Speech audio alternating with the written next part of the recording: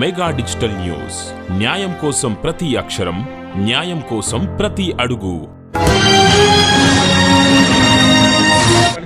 ఇల్లు ఏవైతే ఉన్నాయో బ్యాలెన్స్ నిర్మాణం కాలేదనేది కొంత వాటి మీద వాళ్ళు చెప్తున్నటువంటి సమస్యలు ఏవైతే ఉన్నాయో అవి కూడా రేపు చంద్రబాబు నాయుడు గారి దృష్టికి తీసుకెళ్ళి, ఎందుకంటే 2014-19 5 సంవత్సరాల్లో చంద్రబాబు నాయుడు గారి హయాంలో కట్టినటువంటి ఇళ్లే తప్ప, చంద్రబాబు నాయుడు గారి హయాంలో వేసినటువంటి రోడ్లే తప్ప గత 5 సంవత్సరాల వైసీపీ పాలనలో ఒక్క అరపత్ర సిమెంట్ కానీ ఒక్క రూపాయి కానీ మా ఇంటికి కానీ మా రోడ్డుకి కానీ పెట్టలేదు.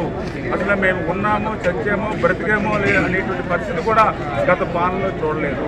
గతంలో ఇటువంటి వరదలు వస్తే మమ్మల్ని పలకరించినటువంటి వాడు లేడు. జగన్మోహన్ రెడ్డి వస్తున్నాడు అని అంటే ఏదో హెలికాప్టర్ చూపించేవారు పైన ఆకాశంలో. ఆ రోజు మమ్మల్ని పట్టించుకునే పరిస్థితి కొండల్లోనూ కొట్టల్లోనూ కార్పెన్లు కప్పుకొని బిత్తుమని ఏ అర్ధరాత్రి ఏ పాము పట్టి అధికారులు మాతో వేరే మంత్రులు సైతం మళ్ళీ 5 సంవత్సరాల తర్వాత మంత్రులు మళ్ళీ మా గ్రామాల్లో చూసుకున్నాం, మాకు ధైర్యం వచ్చింది అని ఇవాళ ఎవరైతే నిర్వహణ చెప్పారో ఖచ్చితంగా ఇప్పుడు వరదకు సంబంధించినటువంటి సమస్యల మీద వచ్చాం కాబట్టి దాని అవసరాలు వాళ్ళకి తీర్చుతున్నాం. రేపు ఖచ్చితంగా ఏదైతే వాళ్ళ దీర్ఘకాలికమైన సమస్య R&R ప్యాకేజ్ కానీ ఇల్లు కానీ ఏవైతే ఉన్నాయో అవన్నీ కూడా 1 by 1 క్లియర్ చేస్తుందని వాళ్ళు కూడా మేము హామీ ఇవ్వడం.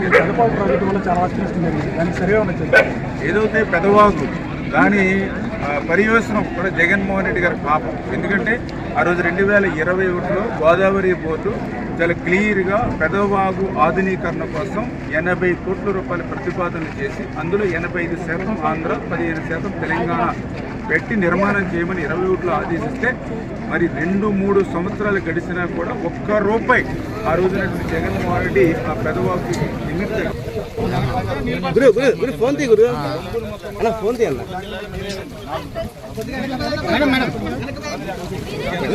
Mega digital news team. న్యాయం కోసం ప్రతి అక్షరం, న్యాయం కోసం ప్రతి అడుగు.